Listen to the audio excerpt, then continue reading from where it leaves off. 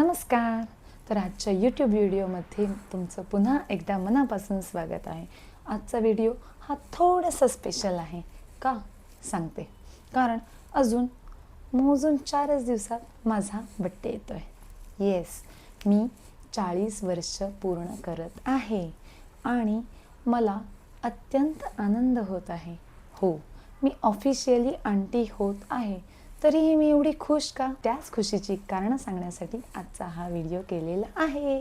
तर 40 is a new 20 असं म्हणतात, ते अत्यंत खरं आहे. कारण सांगते, ही मधली जी 20 ते 40 ही 20 वर्ष गेलेली असतात. यामध्ये आपण आपलं शिक्षण पूर्ण केलेलं असतं आणि त्यानंतर आपण नोकरीसाठी प्रयत्न केलेले असतात, नोकरी कमावलेली असते आणि त्यानंतर मग आपण आपल्या आयुष्याचा जोडीदार शोधायला सुरुवात करतो आणि मग जोडीदार मिळाल्यानंतर मग नव्या घरी जातो. त्यानंतर मग आपल्याला मुलं बाळं होतात, मग त्या मुलांचं संगोपन होतं. हे एवढं सगळं या वयाच्या 40व्या वर्षापर्यंत होत असतं.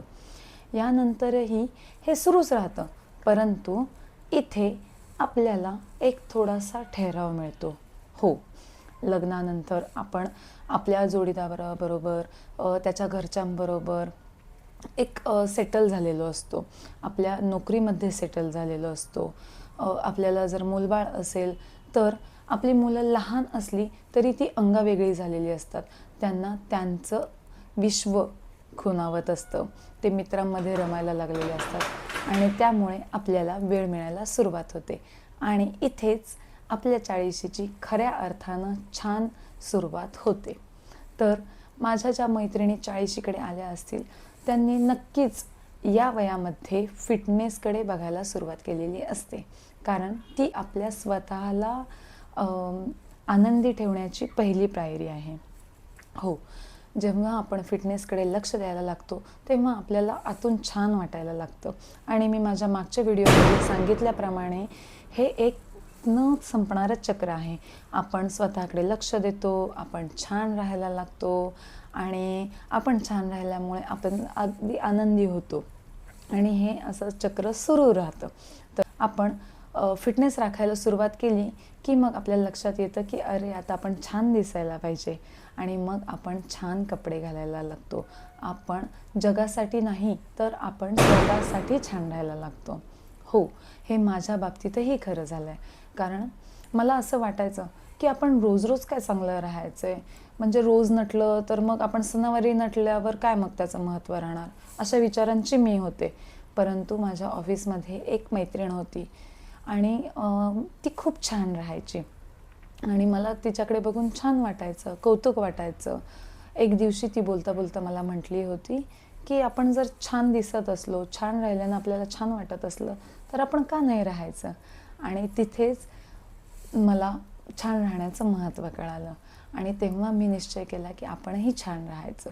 आणि तुम्हाला खरं सांगते, ज्या दिवसापासून मी छान राहायला लागले तेव्हापासून मला स्वतःलाच कॉन्फिडंट वाटायला लागलं आणि मी दुसऱ्यांसाठी छान नाही राहत, मी स्वतःसाठी छान राहते. आणि छान राहते म्हणजे काय राहते, तर इस्त्री केलेले कपडे घालणे, बाहेर जाताना हलकासा मेकअप करणे. अगदी खूप मोठा मेकअप करण्याची काही गरज नाही आहे. तुम्ही फक्त थोडीशी लिपस्टिक, थोडीशी पावडर आणि थोडं काजळ लावलं तरीही आपल्याला स्वतःलाच छान वाटतं. आणि मी पुन्हा एकदा सांगते की हे सगळं आपण जे करतो ना, हे फक्त स्वतःसाठी करतो. यामध्ये आपल्याला दुसऱ्याला इम्प्रेस करायचं नाही आहे. दुसरा इम्प्रेस होतो तो साईड इफेक्ट आहे, परंतु आपल्याला खूप छान वाटत राहतं त्यामुळे. आणि इवन घरी जरी असलो तरी घरी आपण चांगले कपडे घालणं, व्यवस्थित स्वच्छ धुतलेले छान छान कपडे घालणं, हे या छोट्या छोट्या ज्या गोष्टी आहेत ना, त्या खूप मॅटर करतात. तर आपला फिटनेस झाला, फिटनेस नंतर आपण छान राहायला लागतो आणि मग पायरी येते ते आपले छंद जोपासायची. हो, आपले छंद आपण विसरून गेलेले असतो. या सगळ्या धबडग्यामध्ये आपल्या नोकरी लागण्याच्या काळात, नोकरीनंतर लग्न, मुलं बाळं, घर संसाराच्या धबडग्यामध्ये आपण स्वतःला विसरून गेलेले असतो. आणि हे बऱ्याच जणांच्या बाबतीत होतं. खूप कमी लोक असतील ज्यांनी या सगळ्या धबडग्यामध्ये स्वतःचे छंद जपलेले असतील, परंतु माझ्यासारख्या गावाकडून आलेल्या मुलीला, जिला स्वतःला सेटल करायचं होतं, स्वतःचं अस्तित्व सिद्ध करायचं होतं, तिच्यासाठी ही गोष्ट खूप खरी आहे. आपण आपले छंद विसरून गेलेले असतो, तर या वयामध्ये आपल्याला आपले छंद जोपासायला फुरसत मिळते.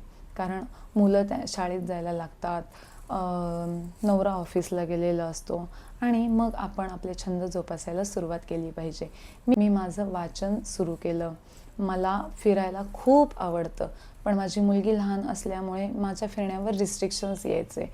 मग जेव्हा आता मुलगी शाळेत जाते तेव्हा मला फुरसत मिळते. मी तिला समजावून सांगून मला जसं फिरायचं आहे तसं मी फिरू शकते. मला जे ट्रेकिंग आवडतं, मला सायकलिंग करायला आवडतं, मला वेगवेगळे प्रोग्रॅम्स अटेंड करायला आवडतात, हे सगळं मी करू शकते या टप्प्यामध्ये. हो, म्हणूनच मला या 40मध्ये प्रवेश करताना खूप छान वाटतं. कारण मला माझं अस्तित्व पुन्हा एकदा मिळालेलं आहे.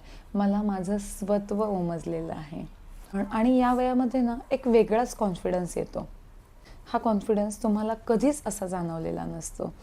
आणि तुम्हाला एक सांगू का, माझी मुलगी आता 4थीमध्ये आहे आणि तिला परिसर अभ्यासमध्ये एक प्रश्न होता की माणूस म्हातारा व्हायला केव्हा सुरुवात होते. त्या प्रश्नाचं उत्तर पुस्तकामध्ये असं लिहिलं होतं की वयाची 40 आली की माणूस म्हातारपणाकडे झुकायला सुरुवात होते.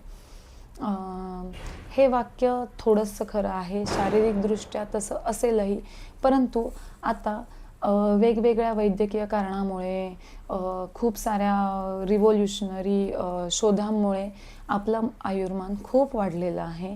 पूर्वी माणसाचं आयुर्मानच सरासरी 40 होतं, परंतु आता आपण 70 ते 80 वर्ष सरासरी जगतो. त्यामुळे 40 म्हणजे आपल्या आयुष्याची एक मध्य आहे, एक ठहराव आहे. आणि या ठहरावावर आपण खूप छान जगायला सुरुवात केली पाहिजे असं मला वाटतं. म्हणूनच माझा 40वा बड्डे सेलिब्रेट करताना मला खूप आनंद होत आहे. हा व्हिडिओ तुम्हाला कसा वाटला हे मला कमेंट बॉक्समध्ये नक्की सांगा.